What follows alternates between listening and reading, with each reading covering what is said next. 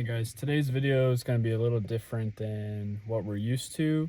Um, I do get asked sometimes about like what's the best way to change the oil or tips or tricks or kind of things to expect. Um, I've been changing my oil on my own cars for quite a bit. So I'm going to go ahead and do this short walkthrough of kind of comprehensive to show you guys what is needed, what's the best way, tips or tricks for not getting oil everywhere, what oil do I use, how often do I change it, and how often I change the cabin filter as well. So we'll get started.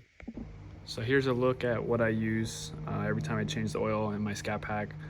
Now, I get a lot of questions about what kind of oil. You can obviously see that it says European 040. As long as it's 040 and you're changing your oil frequently, I do mine between 2,000 and 2,500 miles, no matter what. It'll be fine.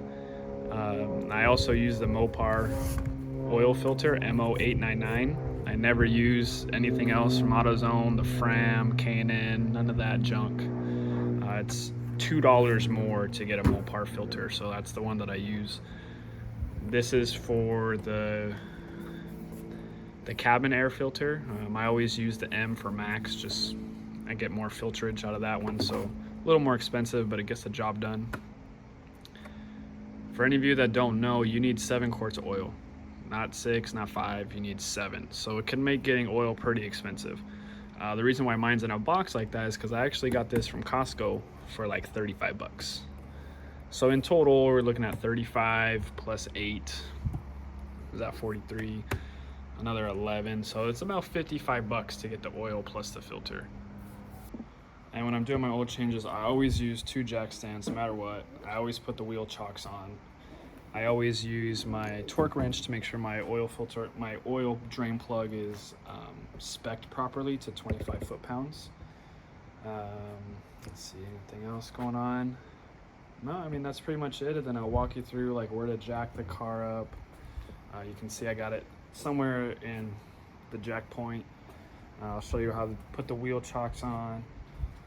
Kind of just go through a step-by-step process of what it looks like. So if you know or if you don't know, if you take your car to the dealer, try to get an oil change, they want like $145. So $145 to get your oil changed when it'll cost you $55 for the oil and filter yourself. And then if you don't have the tools, obviously you buy the tools one time, and then you're able to do it every single time. So I've been doing my oil changes on my own Mopars for like almost 6 years, and I haven't had no issues.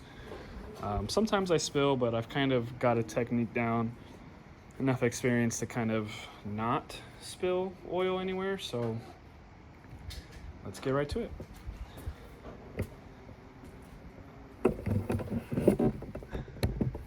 So the jack point is here. Now, if you don't know, there's a tiny little arrow right here. This arrow points to a small location right underneath. You can feel it, and that's kind of where I start my jacking process at. But before I do that,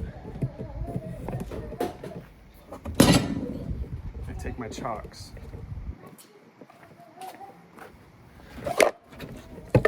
And behind each wheel, I put a chalk. Now my e-brake is on, but then again, I mean, it takes me an extra minute just to have an extra safety feature in there. And then once you're there, you can kind of just roll this in, and you'll feel it. There's like a pinch weld there. You want to make sure that you're on. Once you're on, you can start jacking it up.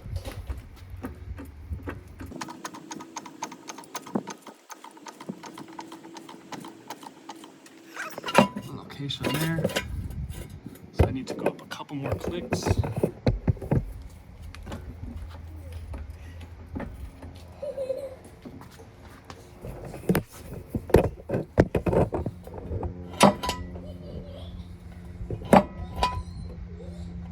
Seems to be high enough. I'm just going to slowly lower it onto the jack stand.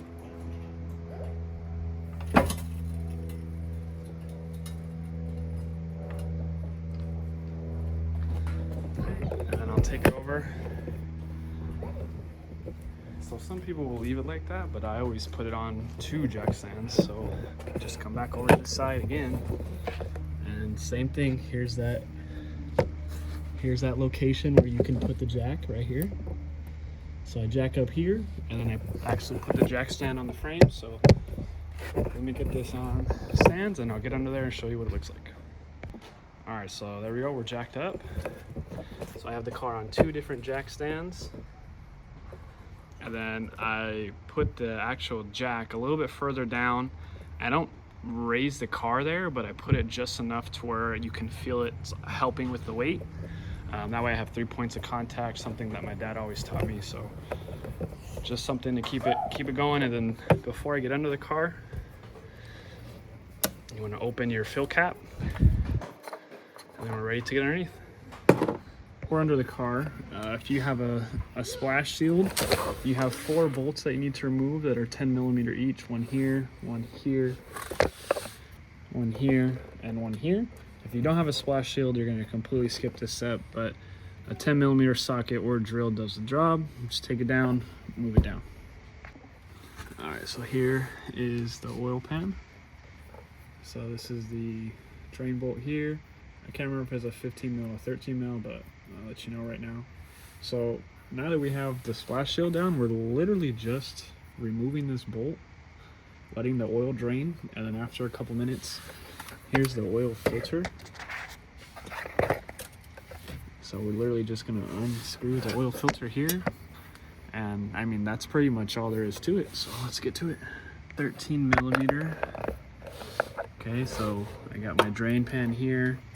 One thing that I do recommend, little trick of the trade, put some cardboard down. Not only does it make it easier for you to slide in and out from under the car, but in case you get drops of oil anywhere,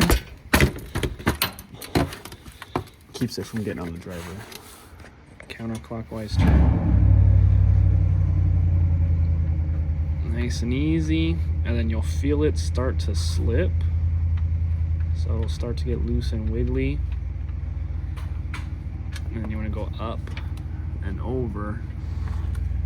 And then just like that, we're just going to give it a minute, let it drain out, and then we'll get the oil filter taken care of. All right, now that we're pretty much down to nothing, I'm going to thread this back in. So get it as tight as you can. And take a little rag, wipe that little bit off. We'll torque it down in a second. So now we're actually going to move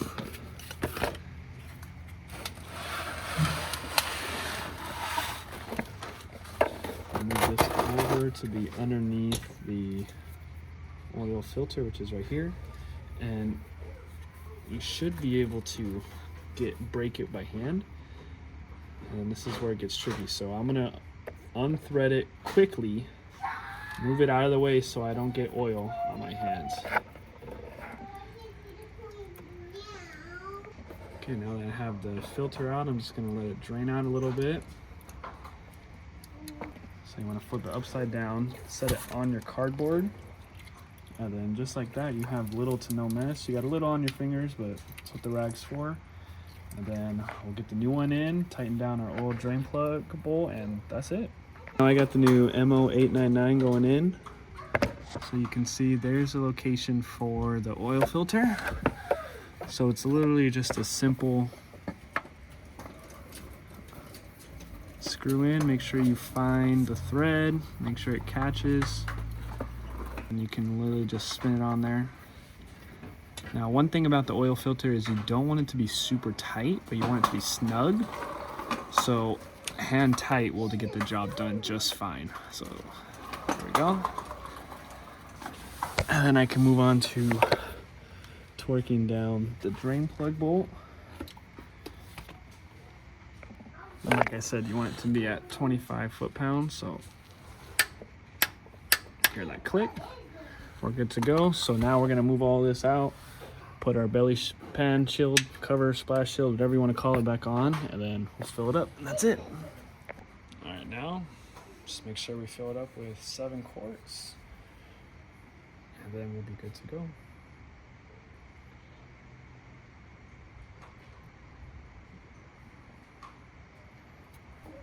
just like that, we're all done. So I'm gonna take this out. So here's the location of the cabin air filter. So you just have to pop this out. There is a lid here that you literally just lift up on. And make sure you take note of the airflow arrows pointing towards the inside of the cab. And then this comes right out, so you literally just pull straight up.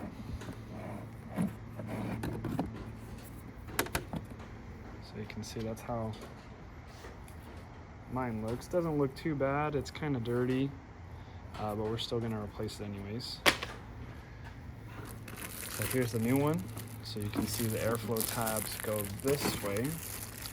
So if you buy the Max STP, the blue side actually faces the inside of the car, while the white side actually faces towards the motor. So here's that new one. You can see how much cleaner it is compared to the old one. So this old one has like 5,000 miles on it, but it's just time to replace it. And you can literally just take it, make sure you have the airflow side,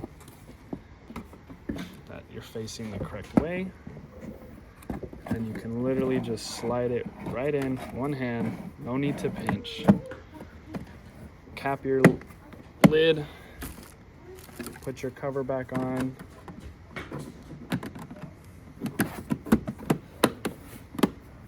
and there you go. Now you got a new cabin air filter.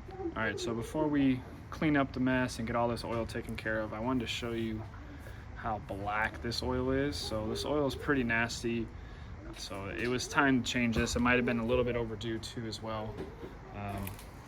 So let me show you how to reset that oil life. It's actually pretty simple. So you just hop in the car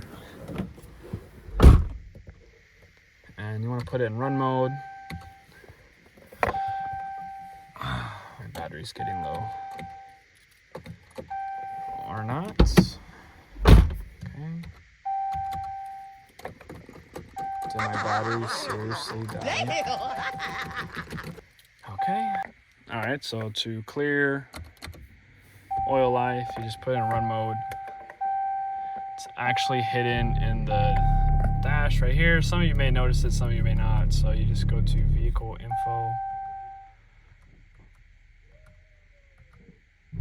oil life. So you can see I always change mine right at 50%, which is about 2,500 miles. I usually don't let my car ever get past that point. Then you just hold OK to reset.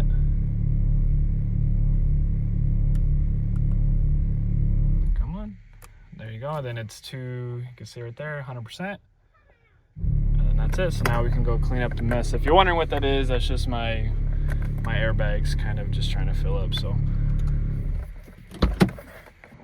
all right, now that we're all done, I'd like to start her up, let her run for a couple minutes.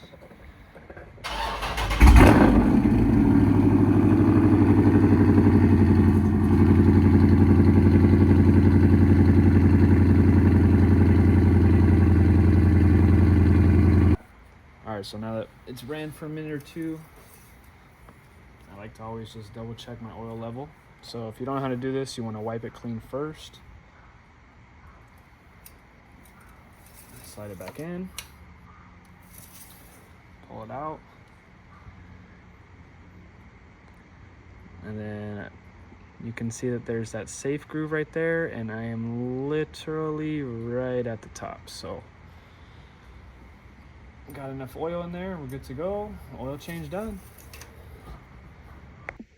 All right, guys, thanks for watching. So that's how we take care of an oil change in the Dodge Charger, Challenger, Chrysler 300. It's the same process. I'm pretty sure the Dodge Durango. They're all relatively the same. You just gotta move the splash shield, remove the oil pan, drain bolt, and I mean, that's pretty much it. Just a couple of reminders. I always use 040 Mobil 1, the Euro blend. I haven't had any issues with my car. I always change around the 2,000 mile mark. 2,500 is pushing it. Oh shit, you going crazy. Appreciate you guys taking the time to watch this all the way through. So if you're still here, appreciate a like, a comment, and a subscribe.